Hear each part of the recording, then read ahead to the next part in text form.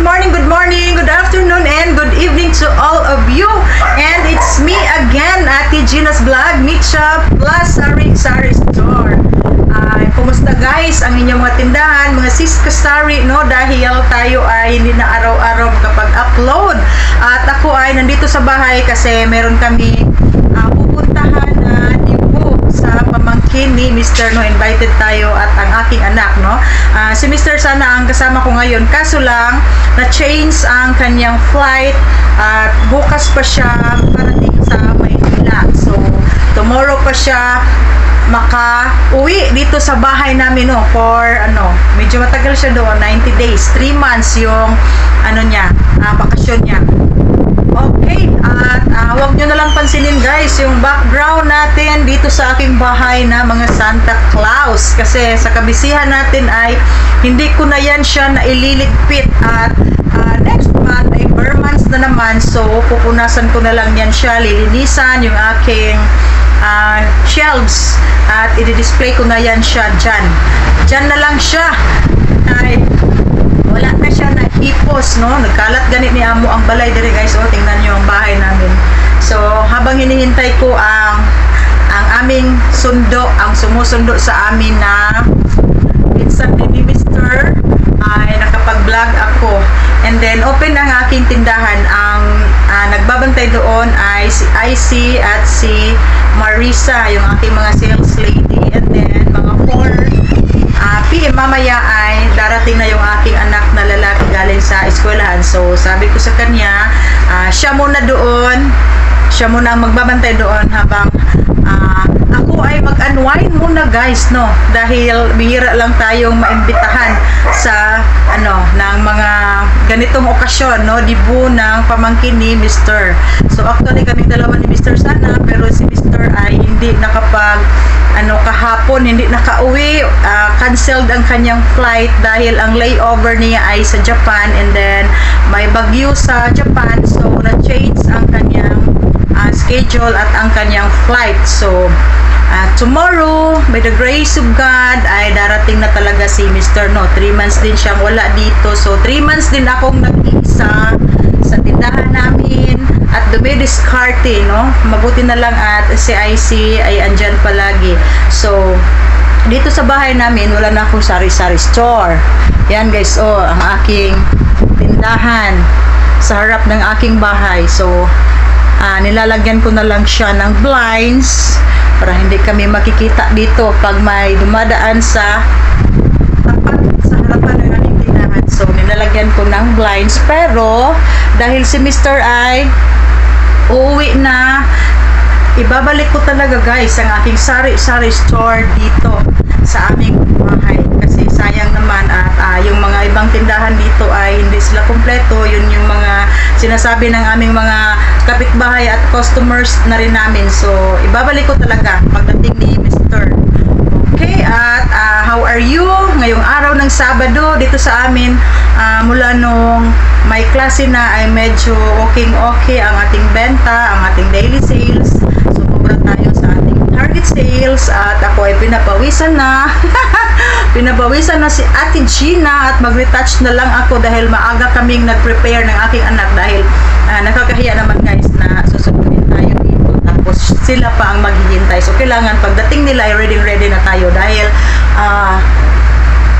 lang kami, humihits lang kami sa kanilang sasakyan dahil wala kaming driver ngayon. Yung aking anak ay may klase pa siya. Okay, tomorrow 11:30 ay susundin namin si Mr. sa airport. Okay guys, thank you so much guys for watching my vlog, at meron tayong kaunting update. Kanina ay meron akong stocks na dineliver ni grocery, and then yung aking wala akong order na pork carcass ngayong araw ng Sabado dahil ang dami kong guys, marami pa akong mga buto-buto at saka mga pork pata. Yun yung problema ko pag mag-carcass, dahil yung mga pork belly lang, mga pork beer na, yun yung ma-sold out natin, and then maiiwan talaga yung yung mga buto-buto, at yun yung medyo mahirap i-dispose natin. So kailangan pag marami pa akong mga soft bones, mga pork pata, pork belly lang talaga ang aking o-orderin. Okay, yan yung discarding ginagawa ko dahil pag everyday karkas tayo, mag-order tayo ng karkas, matambak lang sa aking freezer yung mga pork pata dahil yung mga buto-buto kasi ay medyo mahirap ibenta dahil yung customer natin ay pipili na lang ng mga laman kasi yun yung pwedeng i-adobo, isigang, iihaw, isugba kung sa Bisaya pa. So yun ana guys, so mahirapan gud mag-listen jud ko sa mga pork buto-buto. Kailangan i-balance gud nako pag daghan ko buto-buto di sa ko mag-order og karkas dahil madagdagan na naman yung ating mga pork pata dahil sa 1/2 karkas merong 2 pork pata, tapos yung mga buto-buto sa pierna at meron ding ribs and buto-buto sa kasim. So yun yung style ko dito at ngayon open ang tindahan ko kasi andyan si IC and si Marisa. Tapos kaunting grocery at saka guys i-update ko kayo pag mag-reopen ako dito sa aking tindahan sa bahay. Okay, at yun lang guys, at mag-retouch pa si Ate Gina. So ito yung aking outfit dahil beach ano nila kasi ganun team ang color basta mo na beach daw, champagne, beach at saka ivory. So ito ay beach at long dress ito. Yan guys, long dress itong aking damit. Ay naku, saan pa pag long dress basta long dress siya. Long dress yan siya guys. Kumusta po kayong lahat? Namimiss ko kayong lahat dahil kapuyan mo ko magsigig kapuyan ko mag-edit nya human ang sa na ako sa CapCut guys kay kabalo mo nana siya pro gamiton na ko tong reduce noise and volume kay nana siya pro pag na pro na ibayad so mo na pangit na kaya akong video so kita pa ko sa wabong editor. Okay, yun lang guys ang aking i-share. Thank you so much and happy selling everyone. Have a nice day and happy weekend to all of you. Tomorrow ay Sunday. Before going to our store, magsisimba muna tayo.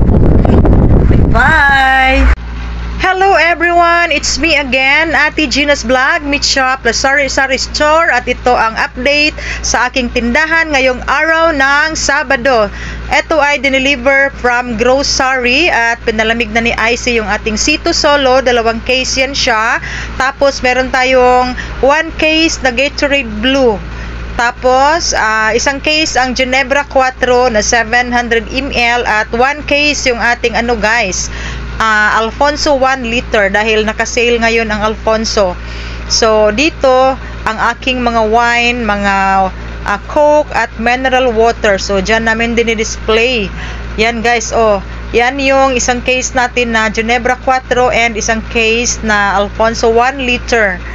At yan ang ating mga overstock na soft drinks and meron din tayong Ricardos at kaunting mga chichirya dyan.